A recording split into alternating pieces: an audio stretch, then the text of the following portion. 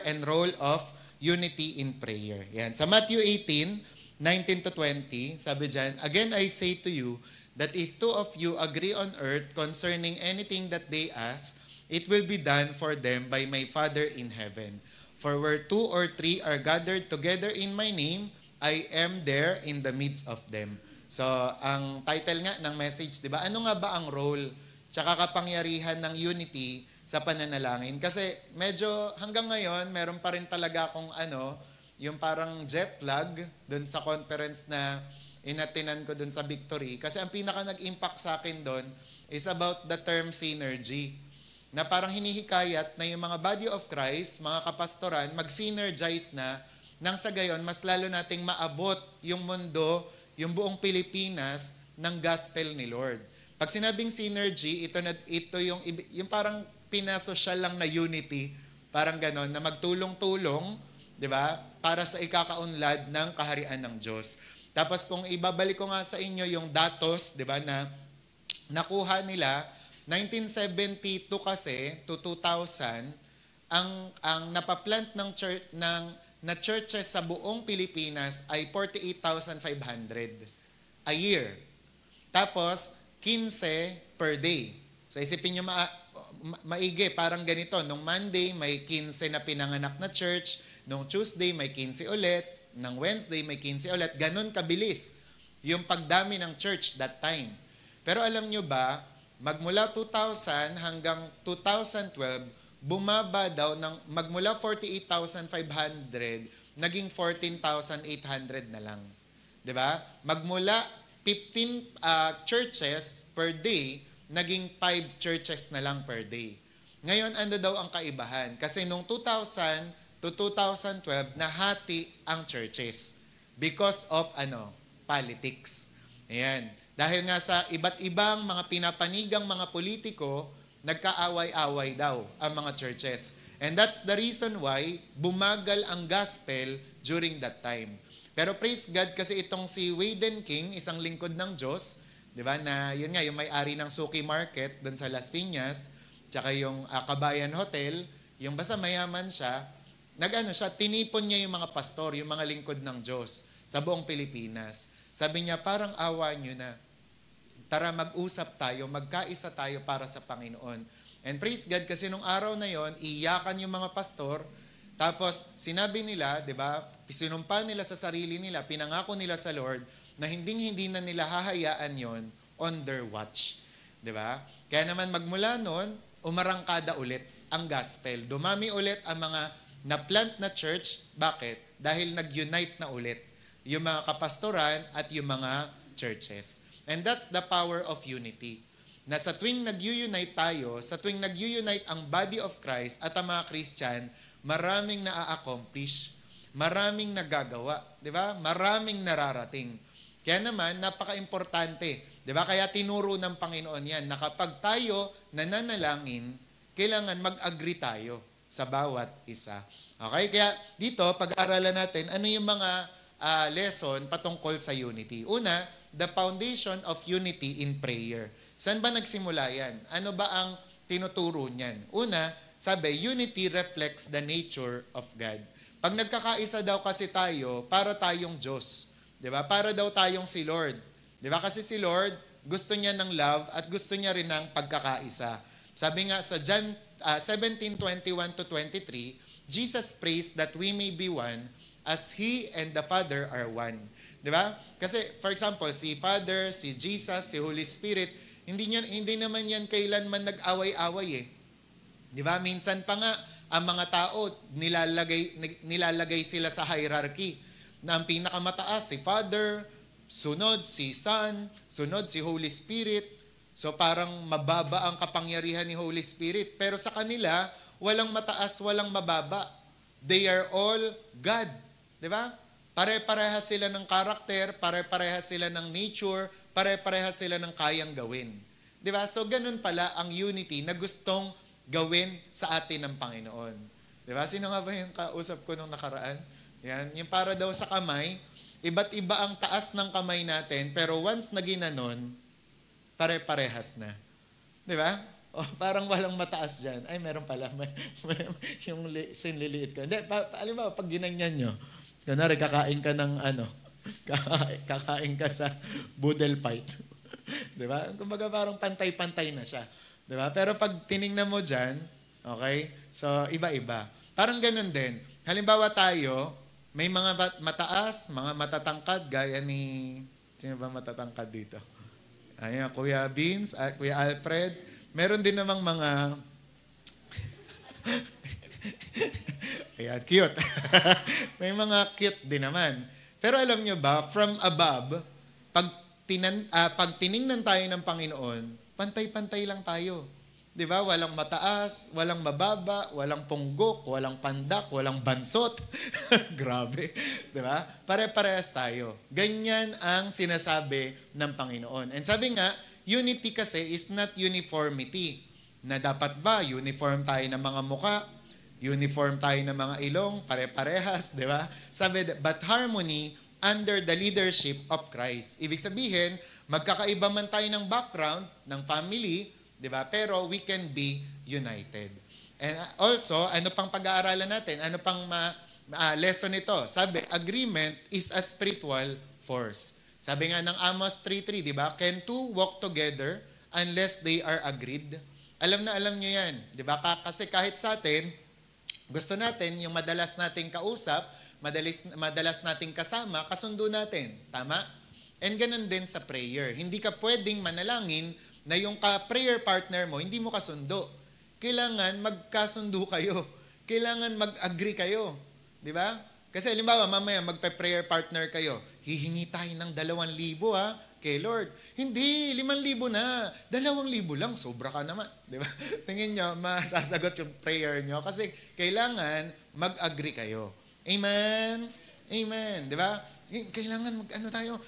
Kaya nga noon, parang siguro, in God's time, di ba? Kasi, bibigyan din tayo ng Panginoon ng sasakyan, di ba? Kasi tayo, siguro, minomold pa tayo ni Lord.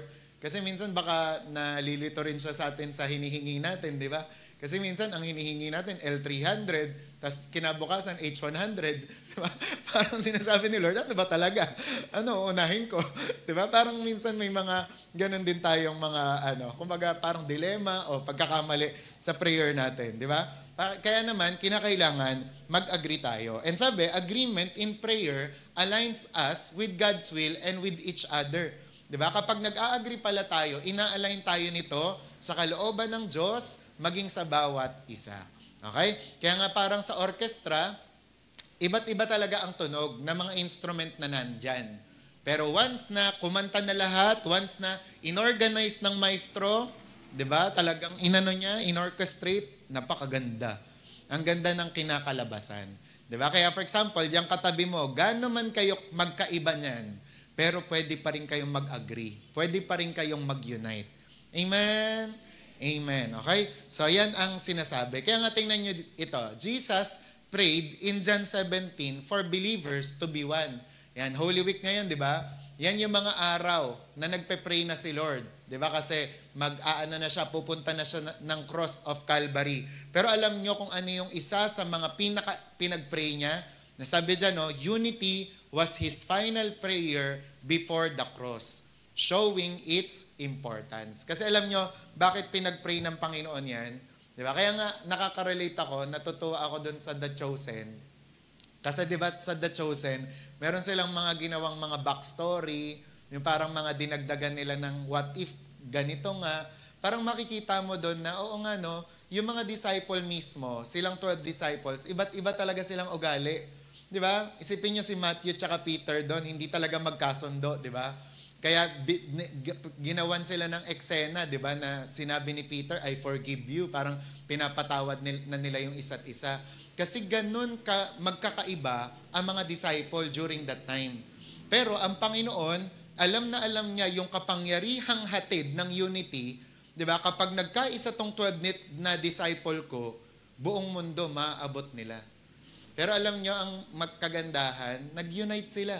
Di ba? For the gospel, for Jesus Christ. Kaya naman, kahit tayo ngayon, naabot nila. Di ba? Kaya yan ang gusto ng Panginoon, kahit in our church, sa church natin, na tayo ay mag-unite. Di ba? Lagi ko naaalala yon, yung parang sabi ni Peter tsaka ni Matthew, kami talaga, kami yung pagsasamahin mo. Di ba? Parang sabi ni Jesus, it's not about you. It's about finding Mary. Di ba? Hindi ito para sa inyo, huwag kayong bida-bida dyan. Di ba? Parang kung sasabihin ni Jesus, it's about finding Mary. Kaya pumayag sila. Kaya tayo, pag ganun din, halimbawa, pag nag-unite tayo, hindi, it's not about us, kundi kay Jesus to. Di ba? Mayu-unite talaga. Kaya ngayon sa conference, ang galing, kasi lahat yun eh. Di ba? May mga Methodist doon, may Baptist, mayroong mga Presbyterian, may Pentecostal, di ba? Pero, nag-unite. Di ba? Kaya naman pala. Okay? Kaya nga napansin ko rin din to sa Send the Light. Napansin ko na iba't iba nga talaga din ng mga programa, iba't iba rin ng characteristics. Meron yung mga pastor, iba't ibang mga style. Pero pagka halimbawa nag-a-upload ng mga pictures, anong common na makikita niyo sa kanila na meron sila? Ang mga Send the Light, tayo. Sige nga, 20. ano? To God be the glory. Wow! Hindi, pwede rin yan. Pero yung kunwari, nag-a-upload ng picture, kunwari nagpe-preach. Di ba? Laging may yun, may cross. Di ba? Laging, mamaya. And laging may cross. Laging may cross, di ba? Sa likod. Kasi, in that way, doon talaga tayo na-unite, di ba? Sa cross, di ba? Ni Jesus. Kasi iisa lang ang ating pinoproklama, iisa lang ang ating sinishare, the gospel of the cross. Amen? Kaya ganun din tayo. Pwede tayong mag-unite. Pag pinag-usapan natin si Jesus, mag-unite talaga tayo. Di ba? Pag inangat natin si Jesus, mag-unite talaga tayo. Kaya possible ba? Amen. Possible. Amen? Di ba? For example, itong church retreat, pwede naman itong maging possible eh. Basta't ma-unite tayo. Di ba? Para saan ba natin ito gagawin? Diba? Kung para lang sa refreshment, ay baka magkakaiba tayo kasi may spiritual na kasama. Diba? O halimbawa, kung gusto mo lang na maligo, ay may iba ka rin. Pero kung gusto mo na through church retreat, mag-glorify mo si Lord ang bida, ayan, mayu-unite tayo. Kaya mamaya magkaka-1,000 ka, magkaka-1,500 ka, di ba? Makukompleto ang gawa, ang talagang pinagpe-pray mo kung yun ang gusto mo. Diba? Pero kung selfish or iba ang motivation, diba? Kaya kailangan itaas si Jesus. Okay? Sunod naman, ano ba ang example ng unity sa Bible? Kasi may mga example ng unity na, sa prayer sa Bible. Yan. Una, yung early church. Makikita natin yung pagiging united nila. Diba? Sa Acts 1:14, sabi doon, they all joined together constantly. Sabi nyo nga, constantly. In prayer. Nagkasundo sila. Di ba? Na constant palagi consistent. Lagi tayong magpe-pray. Di ba? Kaya naman, sa Acts 2:1-4, the Holy Spirit descended when they were together in one accord. Alam nyo ba yon? Na kapag daw tayo nag-unite pala, dumadating ang kapangyarihan ng Diyos. Dumadating ang Holy Spirit. Di ba? Kaya every time we pray, lalong-lalo na kapag united tayo, napupuspos tayo ng banal na spirito. Amen? Amen. Diba? Ito yung sample nga. Yan yung picture natin. Diba? Ng mga disciple. Isipin nyo maigi, 120 yun. Diba? Ang dami nun kung tutuusin. Medyo mahirap din i-manage kung tutuusin pag 120. Diba? Kasi ang dami mong kakausapin eh. Pero through the power of the Holy Spirit, dahil nag-unite din sila, diba? Lahat sila napuspos. Sabi nga ni Reinhard Bonnke, 120 over 120. Diba? Walang isa na na-left out. Lahat po napuspos ng banal na spirito. And ganyan din nung time nila Evan Roberts sa Welsh Revival, noong 1904. Na meron lang ginamit si Lord, si Evan Roberts, pero dahil nag-unite yung mga believer during that time, grabe yung revival, di ba? Na nangyari nung time nila. Sabi yung unified prayer daw, birthed one of the greatest revivals. Kaya anong nangyari, yung mga bar daw noon, nag-shutdown. Yung mga, di ba? Yung mga naglalasing, ayaw nang maglasing. Yung mga krimen, di ba? Nag-drop na zero. Tapos yung churches, nag-overflow. Bakit? Kasi dahil sa unity in prayer. Dahil nag-unite sila sa pananalangin. Kaya mamaya, magkakaroon tayo ng united prayer. Meron akong mga sasabihin sa inyo, ngayon meron lang tayong common na ipagpe-pray. And let's practice it. Ipapractice natin. Ano bang hihilingin natin sa Diyos? Ano bang ipagpe-pray natin ngayong gabi na to? Kasi the more na madaming nagpe-pray sa bagay na yon, mas matindi. Diba? Mas malaki yung chance, diba? Na matanggap yung answer sa prayer. Diba? And well, nag-answer naman talaga si Lord ng prayer natin. And then, next naman, una, yung sa Acts Church. Pangalawa, yung sa Jehoshaphat's Prayer Army. Yan, nakitaan din natin ng united prayer yan, di ba? Kasi sa 2 Chronicles 23-13, nung didigmain na sila ng mga hari, di ba? Sabi, the nation gathered to seek God together. Kaya naman anong resulta? Nagtagumpay sila Jehoshaphat, di ba?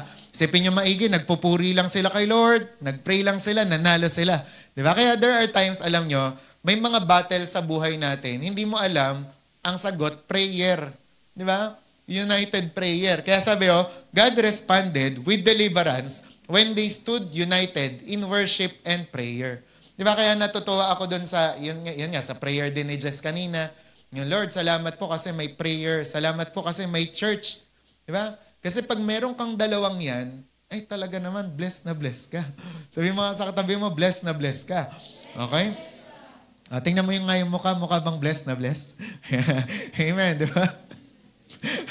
Kaya kailangan blessed na blessed ang itsura, ang disposition. Okay? Kaya sabi nga, unity in prayer is a biblical principle seen throughout the early church. And sabi, corporate prayer was essential to the birth and growth of the church. Kaya kung gaano ka-importante yan na pinanganak ang church dahil sa prayer at nag-grow ang church dahil sa prayer, gaano natin kakailangan yung bagay na yan nowadays. Di ba? Yan nga kahit sila Prophet Sadu, sinasabi yan, hindi mo kayang isurvive ang last days without prayer. Kaya sinasabi niya, kung ako sa'yo at kung Kristiyano ka, manalangin ka.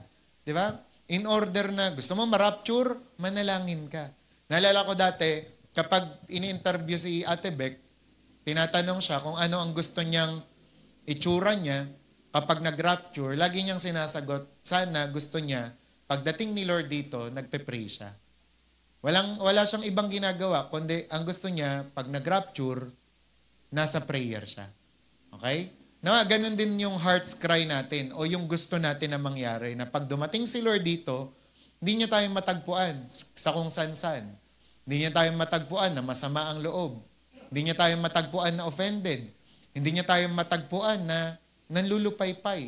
Kundi matagpuan niya tayong mainit, seryoso, sincere na nananalangin sa Kanya.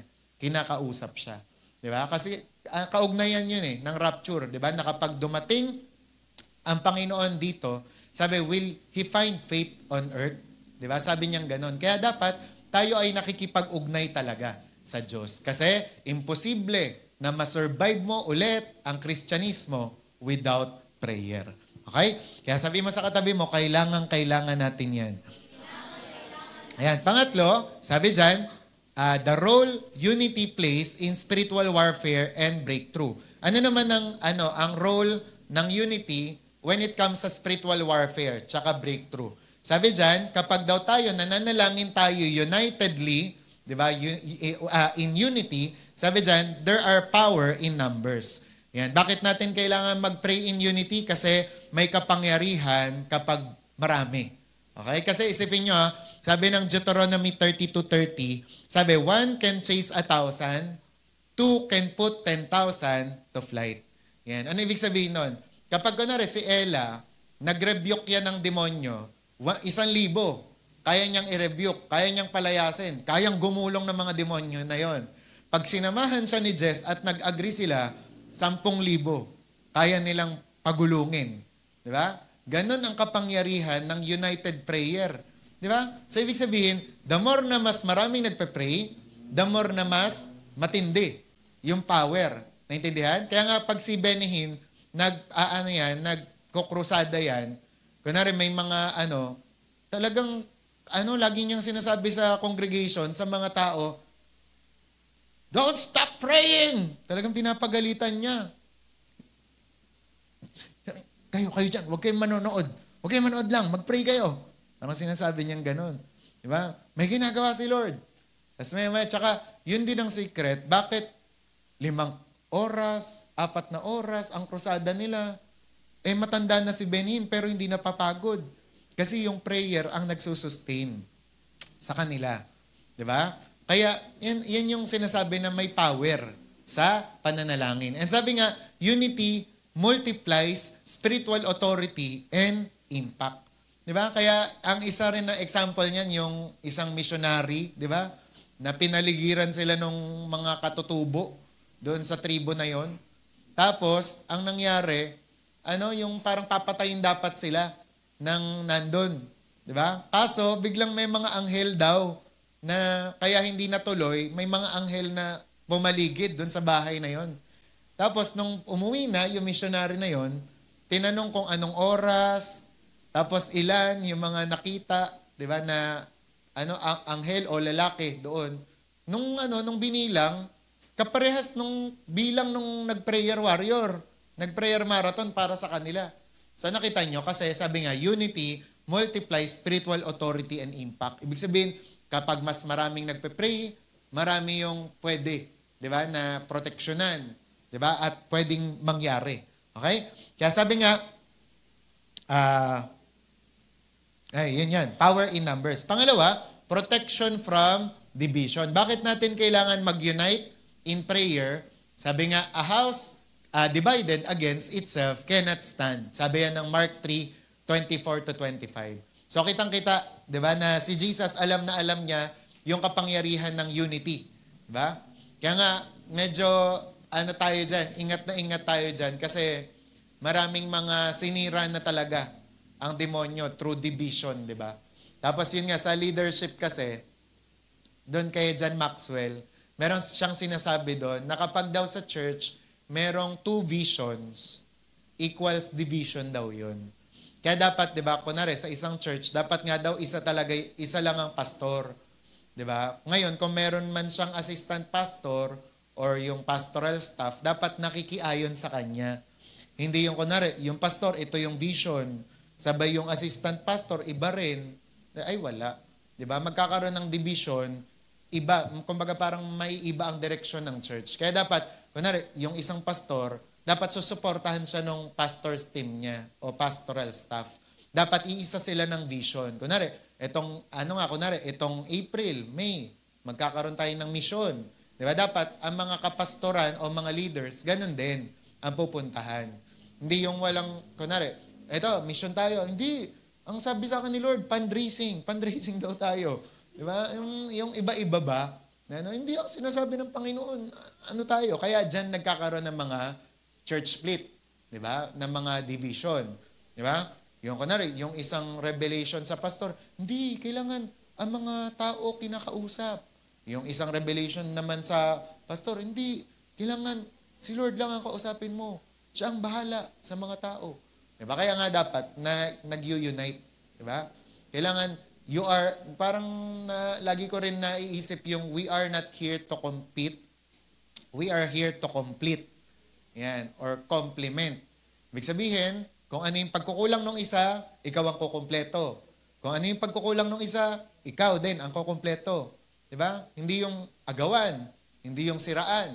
Okay? Kailangan ikumpletuhin natin ang bawat isa. Amen? Kulang pa ako ng 300, baka ikaw ang kukumpleto. Yan nga. Pero yun nga, pag sinabi, yun ang ibig sabihin ng unity, ganon. Yung parang, di ba? Pero kung ganyan naman ang usapan, remember Acts Church? Sabi di ba sa Acts Church, binenta nila ang kanilang mga pagmamay-ari, tapos ibinigay sa mga kapatiran. So nagkaroon ng commonwealth that time.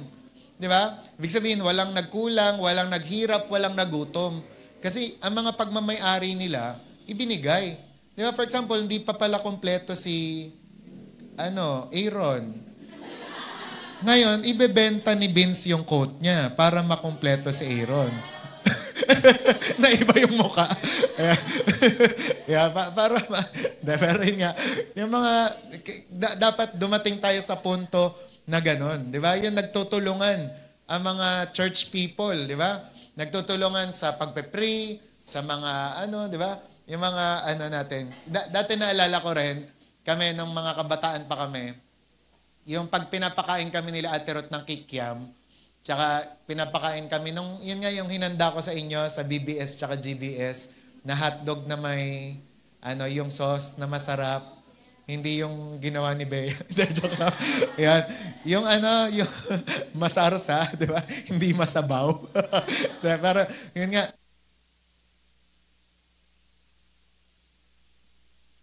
Praise.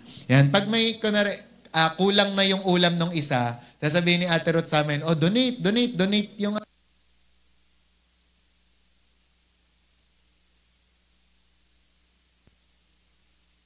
dapat bumalik yung church sa ganun. Na parang may pagkukulang tong isa na to, di ba? Yung parang pupunan. Okay? Naintindihan? Amen. Amen. Di ba? Pero yun nga, lesson na to noon, di ba? Pag naman si Ate Sai naman ang pumunta dito, papagalitan lang din kayo. Di ba? Kasi noon pa yan in-announce, kaya dapat meron kayo 1,000 noon pa. Di ba? Pero yun nga, sa biyaya ng Diyos, humingi ka na lang ng tawad. Ayan. Pag-pray mo na, Lord, makumpleto pa rin. Ayan. Sorry po sa pag-milk tea ko, tsaka pagsasago. Ayan, di ba? Pero yan, in Jesus' name, natin yan. Kayang-kaya yan. Okay? Kaya sabi nga, division weakens prayer, pero unity fortifies it. Okay? Yan ang nagagawa. Kapag nag-unite tayo, napapalakas ang ating mga prayer. Kaya isipin nyo na nga lang daw yung coals sa fire. Ayan, sabi, together they burn brightly. Next natin. But separated, they cool quickly. Diba? Sabi, unity keeps the spiritual fire burning. Diba? Kaya kapag ikaw, parang sa fellowship din, diba? Tama, sa chapter 10 ng 1-1, na once na lumayo ka sa church, hindi ka naki-unite sa church, mabilis kang manlalamig. Pero kapag lagi kang nakiki-unite, lagi kang pumupunta sa fellowship sa church, mas magiging on fire ka. Amen? So, ganun ang nangyayari. And then, pang-apat na point, yan, sisikapin natin na may time pa para makapag-pray tayo. Barriers to unity in prayer. Ano ang mga hadlang sa mga prayer natin para ma-unite? Sabi nga, a chain is only as strong as its weakest link. Next. Sabi, disunity weakens the collective spiritual power of the church. Ako kasi, di ba, ang hilig ko noon sa Marvels na movie. Kapag may kalaban yung mga, kunwari, Avengers, o kaya naman yung mga Power Rangers,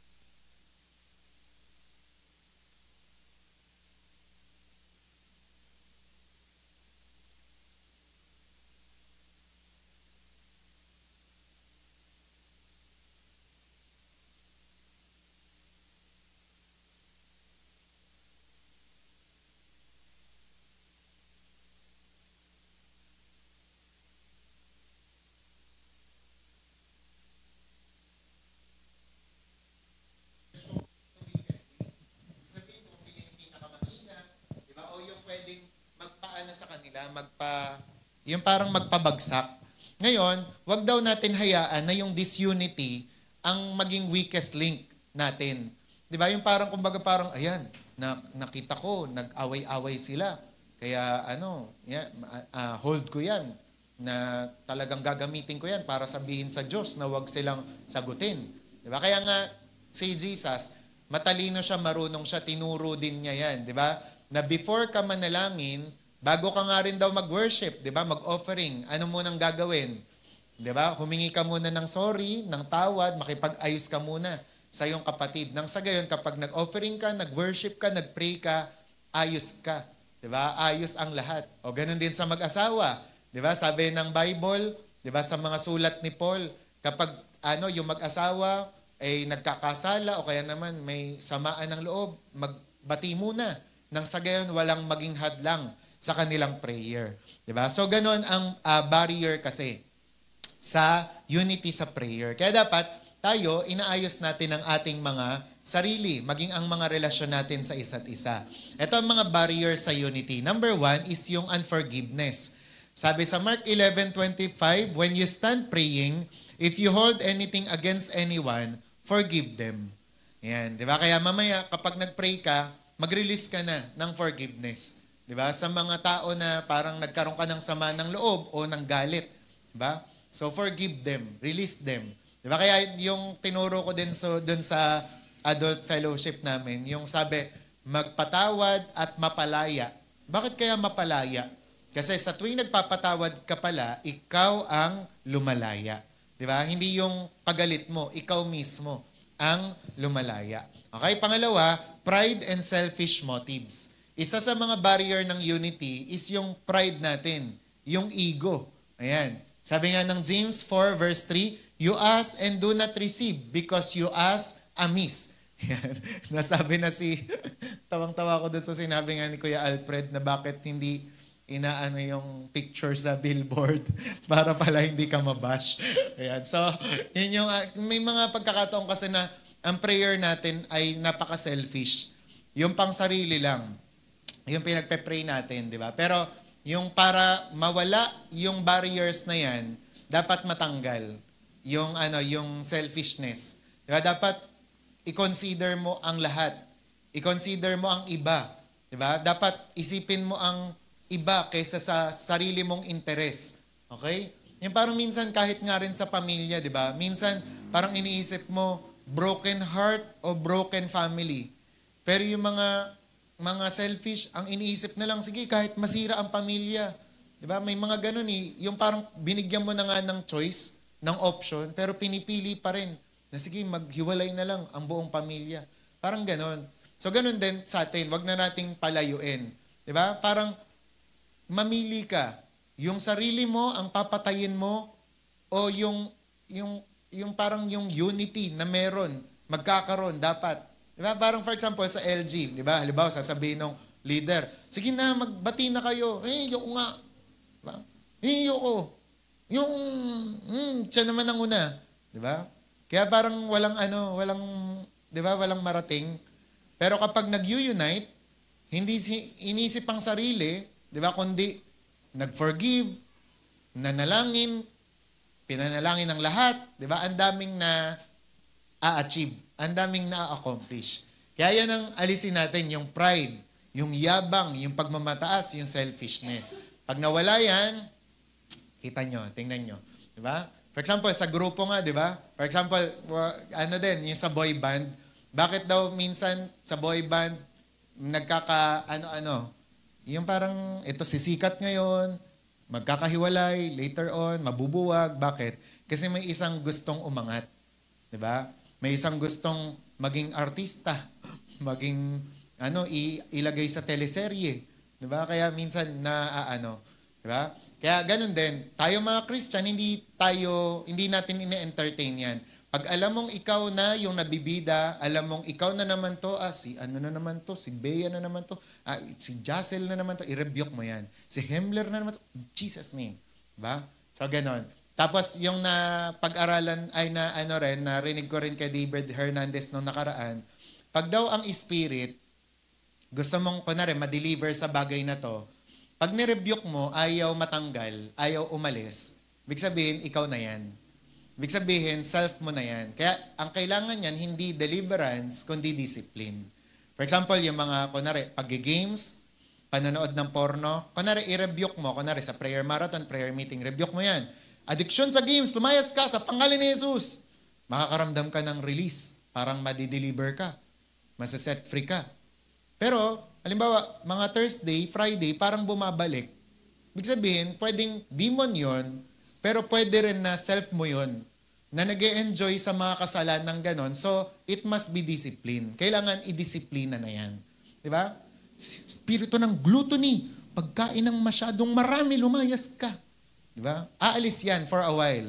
Pero minsan, yung self mo rin ang kailangan mong kontrolin. Ayan na naman ang bagnet. Ayan na naman ang lechon. Diba? So, kailangan ikaw ang mag-control. Diba? Nakikita mo, ang daming mga nag-online games. Diba? parang dumaan sa, sa feed mo. Di ba? So, kailangan, minsan may mga hindi mo kailangang i-rebuke. Kailangan i-disiplina mo ang sarili mo. Sabi nga di David Hernandez, you cannot cast out of you. Bakit? Kasi it must be discipline. Kailangan i-disiplina mo ang sarili mo. Okay? And, Pastor, pag sinasabi ko pala to, walang kasunod. May kasunod to.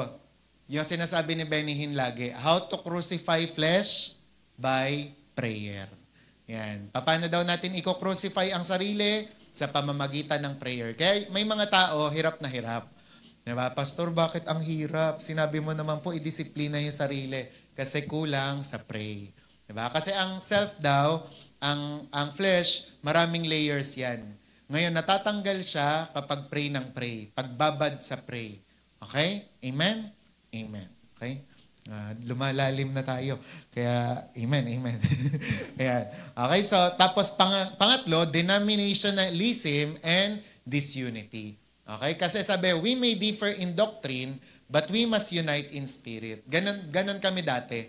Kapag naimbitahan kami dito sa church na to, ikikriticize talaga namin, yak, grabe. Tingnan mo yung song leader. Pangit. Di ba? Ganon kami. Yung parang pag pupunta kami sa church, yak, ganito sila magtugtugan, ang worldly. Di ba? Ayaw kaming gayahin, holy.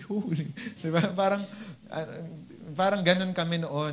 Pero parang nung habang umiidad kami, at pumupogi, gumagwapa kay Lord. Di ba? Kumbaga parang naisip namin, ay hindi pala ganun.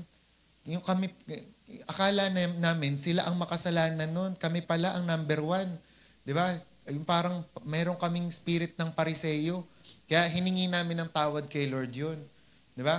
Kasi pag may ganyan, denominationalism and disunity, hindi mag-unite. Kaya si Bishop, siya ang talagang nakakatuwa rin na mag-minister when it comes sa unity. Kasi tinuruan siya ng Panginoon how to minister. Papanong tumayo kapag nasa Baptist ka na pulpito? Papanong mag-preach kapag nasa Methodist ka na church? Papanong gumalaw kapag nasa Presbyterian ka? Pag nasa Pentecostal, di ba? Siya alam niya lahat ng 'yon. Di ba? Hindi siya nananapak ng denomination, kundi sa lahat ng denomination na 'yon, humahanap siya anong ikaka-unite natin. Di ba? For example, sa Baptist na imbitahan kayo doon, papalabasin kayo. Di ba? Kasi bawal pala, hallelujah! Praise the Lord! Bawal doon pala. Yung madalas ginagawa natin. Diba? Pero kung ikaw, yung anti ka dyan sa disunity tsaka denominationalism, mayu-unite natin ang body of Christ. Amen? Amen. Kaya yan ang kailangan mawala sa prayer. Kaya alibawa, inimbitahan si Gabi. Gabi, pag-pray mo nga tong Methodist na mo. Huwag magtataka si Gabi kapag hindi nanginginig. Dapat gumanto ka. Diba? Hindi nanginginig yung prayer partner niya kasi ganun talaga sa kanila. Mayumi. Talagang diba? Ngayon, hindi dapat hindi Gabi yun. Hindi to anointed. Hindi na. Kasi yun denominationalism and disunity ang tawag doon. Kaya dapat marunong tayo diba? Pero again, syempre, balance Syempre kasi may mga iba na ngayon, medyo hindi na safe ang mundo natin. May mga false teacher na talaga. Diba? Gaya ng mga ina-expose ng Panginoon ngayon. Okay? Kaya yan, maging wise pa rin. Diba? Kaya nga, alam nyo, yung 9/11 na nangyari sa Amerika noong 2001, ginawa ng demonyo, pero out of that, gumawa ng napakaganda ang Panginoon dun sa United States churches. Bakit? Kasi after nung 9/11 na yon, alam nyo ba, nagkaisa ang lahat ng denomination sa Amerika at nag-pray sila. At after nga nun, dun sila nakabangon uli. Ang hirap daw talaga nung time na yon na mag-move on. Pero dahil pinangunahan din, sila Billy Graham, tas yung mga anak niya, nanguna dun sa mga prayer movement na yon, yun, sa kanila, nakatulong, naka-move on yung America that time. Kasi parang hindi nila alam isa sa mga economic talaga na nila yan kumbaga parang alas, yung Twin Tower na yan, sabay biglang nawala sa kanila. Diba? Pero nag-move on sila nung nag-pray na sila. And alam nyo, the power to move on din is prayer talaga. Minsan may mga pagkakataon sa buhay natin, ang hirap mag-move on, 'di ba? Sa lahat ng aspeto, sa pagkawala, sa kumbaga financial loss, sa relationship na nawala, mga friendship na kumbaga parang nawala. Paano mabilis maka-move on kapag nagpe-pray? Pray ng pray ng pray. Amen? Kaya yun, let us unite in prayer. Kaya nga sa 2 Chronicles 7:14, sabi dyan, no, if my people who are called by my name will humble themselves and pray and seek my face, then I will hear from heaven. Doon lang tayo papakinggan ng Panginoon kapag sama-sama na tayong nanalangin. Okay? So, how to cultivate unity in prayer? Letter A, pray together regularly. Ayan. Kaya yung mga uma-attend ng prayer meeting, prayer gathering, ayan, ibig sabihin, nakiki-unite kayo. Sabi ng Hebrews 10:25, not forsaking the assembling of ourselves together. Ayan. Kaya kapag may prayer gathering, prayer marathon, nagpatawag ng 12-hour prayer, punta kayo. Kasi ibig sabihin nun, nakiki-unite kayo. And kapag naki-unite kayo, isa kayo sa mga makakatanggap ng blessing. Amen? Kaya for example, sa mga politician ngayon, humahanap yan ng mga leader, di ba? O, Ella, ikaw ang leader ko dyan, ha? Sa NHA. O, ikaw ang leader ko dyan, Ina, dyan sa Lodora, ikaw ang leader. Ngayon, pag nanalo ako, yan, dun kayo sa akin, sa City Hall. Ikaw ang accountant ko, ikaw ang secretary, ikaw ang auditor. Yan, may mga posisyon na. Alam nyo, ganon kapag nagpe-pray din. Halimbawa, naki-unite ka sa prayer, isa ka sa magbe-bless talaga. Di ba? Kaya yung mga kataga natin na we will be blessed because we came, totoo yun.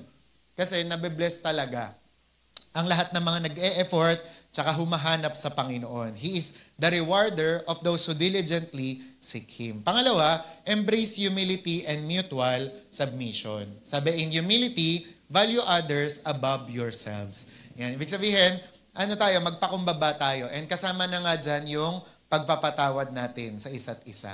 Letter C, set a common focus. Ito yung sinasabi ko na dapat may prayer focus. Diba? Halimbawa, pray for shared goals, gaya ng revival. Ano ba ipagpapray natin ngayon? Diba? Yung mission. Pagpray natin yung church retreat. Pagpray natin yung revival sa Christian community. Kung pwede, ito ba ay healing, diba? Family restoration, etc. Diba? Kasi kapag tayo nag-unite tayo sa prayer, ang bilis ng miracle. Diba? Pag-pray natin yung Papa ni Grace, ganyan-ganyan. Diba? Nung pinag-pray natin, pag-pray natin yung ganito, yung ganyan. Diba? Ang bilis na tumugon ng Panginoon. And then letter D, celebrate answered prayers together. O yun naman din. Kapag may mga praise report, may mga answered prayer, dapat daw sineselebrate din natin. Nakikisaya tayo. Ay, totoo, may laptop ka na, Gabi. Ay, may laptop ka na, Juliet. Praise God. Hindi maiinggit. Ako kasi nag-pray dyan. Di ba? Yung parang, dapat sa akin yan, ganyan-ganyan. Di ba? Kaya nga, alam nyo, ang prayer partner, ang ganda niyan. Kasi kunwari, kami ang prayer partner ni Gab. Siya nag-pray sa akin, nasagot. Uy, Gab, alam mo ba? Nung pinag-pray mo ko, nasagot prayer ko. Tapos at the same time, ako yung nakinabang. O ganun din. Ano siya? Di ba? Pag ako nag-pray sa kanya, tapos sinagot ni Lord, ay, talaga, ako rin ang matutuwa. Kasi ako nag-pray doon eh. Di ba? Kaya kung tutuusin, win-win. Di ba? Ang tawag dyan, win-win. Panalo ka, panalo din ako. Naintindihan? Amen. Amen. Amen. Okay? Kaya celebrate answered prayers. Kaya gusto ko nga ipauso yung ganon. Yung praise report chain. Yung hindi natatapos. Di ba? Ako nagpapasalamat po ako kay Lord kasi nakapag-drums na si Ella. O sundan mo si Ella. Diba? Ganon. Yung ipapasa yung mic. Tapos yung excited na ako, nagpapasalamat. Sundan mo, Ina. Ganon, di ba? Yung parang hindi natatapos. Okay? Yung ganon dapat nga rin yung mga testimony natin. Di ba? Yung parang nag-aagawa. Ano yung nag-aagawa ng mic dapat? Hindi yung nung nakaraan. Sino din? Parang mga sawi lahat eh. Mga bigo eh. Hindi dapat ganon. Kung merong ginawa si Lord sa'yo, sabihin mo, isa-isay mo. Amen? Di ba kasi sabi ng Psalms, di ba? In the midst of the congregation, papasalamatan kita, Panginoon. Dapat ganun. Amen? Amen? Amen. Sa susunod ha, let's celebrate answered prayers together. Di ba talaga? Talaga, ina. Ganon, yung yung masaya ka para sa kanya. Okay naman, kung gusto mo rin yung gusto niya, in Jesus' name, I'm next in line. Di ba? Fully paid ka na, in Jesus' name, I'm next in line. Ganon. Hindi yung, saan kaya niya dinukot? Saan kaya niya kinuha? Diba? Yung mga, walang inggit sa atin. Lahat tayo nakikirejoice sa nagre-rejoice. Okay? And last na lang, the results of unified prayer. Ano ang resulta kapag nag-unite tayo sa prayer? Letter A, yan, God's presence manifests. Ching! Yan. God's presence manifests. Sabi, where 2 or 3 are gathered, ayan. Pinat na yung verse.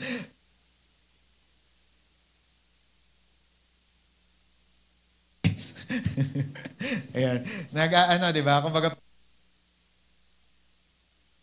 yan, sa kalagitnaan natin. Kasi, He lives within the praises of His people. Gusto niya na nag-unite tayo. Okay, pangalawa, miraculous breakthroughs occur. Di ba? Kapag daw nananalangin tayo with unity. Nangyayari yung healing, provision, salvation, tsaka revival. Nakakatuwa nga kasi sa Amerika, may ganong nag-testimony. Ang pangalan niya, Rick. Yan. Anong pangalan?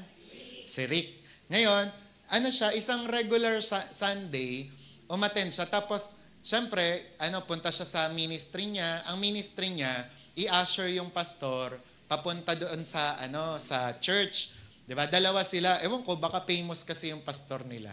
Ayan. So, i-usher yung pastor. Ngayon, bago siya, nung nandun na siya sa likod at nagsimula ng mag-worship, parang feeling niya, nahihilo siya. Tapos kinapo siya ng hininga. Maya-maya, napahawak na siya dun sa, sa upuan sa likod. Tapos yun nga, nag-collapse na siya. Katabi niya yung pastor during that time. Tapos ang testimony ng pastor, naman daw siya noon, nag-pray naman daw siya. Tapos inayos niya yung preaching niya. Tapos biglang nagulat nga siya, na natumba si Rick. Tapos nung hinawakan niya, walang hininga. Chinek niya dito. Walang hininga. Tapos ngayon, tinawagan niya yung pulis na kaibigan ni Rick. Sabi niya, natumba si Rick, nawala ng malay, ganyan. Tumawag ka ng 911, kailangan natin ng tulong nila. Tapos ngayon, hinawakan nga nung pulis na yon, wala talaga, as in patay na daw si Rick. Tapos ngayon, yung pastor, naghahati siya. Anong gagawin niya kung isusugod niya ba sa ospital si Rick o magtutuloy? Yun ang dilema ng mga pastor. O magtutuloy siya na as if walang nangyari, magpipreach pa rin siya ng inihanda niyang mensahe. Pero during that time, ang nililid daw sa kanya ni Lord, tumayo sa pulpito, tapos hikayatin daw yung church na mag-unite sa prayer at ipag-pray nga si Rick. Diba? Tapos yun, ang nangyari, nag-worship sila, tapos nag-binding and loosing, nag-unite sila, pinag-pray nila si Rick na mabuhay, pero alam niyo ba, parang later, unti-unti, maya-maya umubo na si Rick. Tapos bumangon. Kaya natuwa yung church na yon, tsaka natuwa rin yung pastor, kasi ang totoo daw, hindi lang si Rick ang kailangang mabuhay during that time. Kahit yung pastor tsaka yung church, kailangan ding mabuhay. Kaya yung nangyari kay Rick, naging senyales yon ng great awakening at tsaka revival sa kanila. Natuwa siya. Tsaka yun nga si Rick, nagtatestimony siya noon na simpleng tao lang daw siya. Parang simpleng member lang daw siya, pero ginamit siya ginamit siya ng Panginoon. 'Di ba? Kaya alam niyo nung kasi hindi pa rin sila pumayag na ganon-ganon lang. After ilang araw, nagpa-check up si Rick kung anong problema. Pero alam nyo ba, sabi sa ospital, sabi ng mga doktor, nagkaroon daw si Rick ng puso na parang puso ng 20 years old. Ang galing, no? Tapos after nung nangyari sa kanya, hindi na daw siya tinatawag na Rick. May bago na siyang nickname. Ang tawag sa kanya, Lazarick. Diba? Kasi binuhay siya na ng Panginoon. Diba? Parang Lazarus, siya Lazarick. Diba? Kaya yun ang bagong pangalan niya. Kaya parang after noon, tuwang-tuwa sila, di ba? And that is the power of prayer. Napanood ko lang yun sa 700 Club. Di ba? Kumbaga parang, yung parang true to life yun, real life story. Na whenever we pray together, nagkakaisa tayo sa pagpe-pray, yan, healing, provision, salvation, revival, nag-o-occur yan. And then na lang, sabi, anong nangyayari? Anong resulta ng unified prayer? Sabi, the church is strengthened. Sabi, unity in prayer builds unity in purpose. Diba? Lumalakas ang church. Okay? Kaya sabi nga, united prayer brings supernatural breakthroughs. Next natin. Tapos sabi, it fuels revival, healing, and transformation in families, churches, and nations. Okay? Kaya ito na nga po, kaya ang conclusion natin dito, kapag daw ang believers unite in prayer, ano nangyayari? Heaven listens. Tapos the earth trembles and hell panics. Di ba? Nagpapanik na ang impyerno kapag nananalangin tayo. Kasi kapag nananalangin tayo unitedly, di ba? In unity, ay everything is possible. Tapos ito, tandaan nyo to. United, next, we pray, united, we prevail. Sabihin nyo ngayon, 1, 2, 3, go.